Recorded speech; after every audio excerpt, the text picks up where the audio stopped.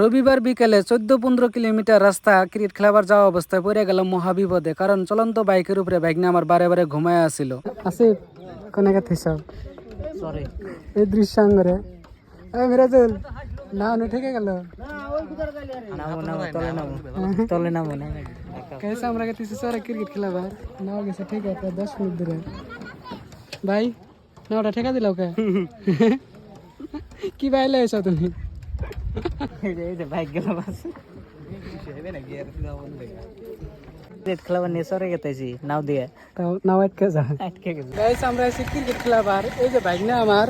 ঘুমায় পড়ছে ঝুলে গেতেছে কো এই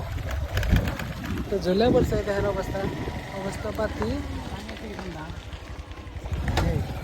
দেখতে গেল এই রাইট সাইড এই মামা এই মজন ছোট মজন এই যে স্কুলে এসে খেলাবার ক্রিকেট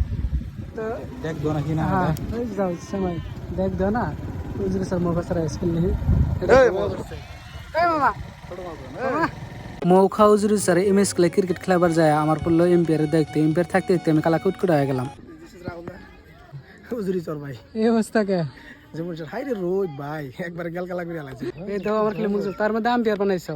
ঠিক আছে বেস্ট আম্পায়ার তুমি আম্পায়ার আমরা কি বানাবো তুমি মানে না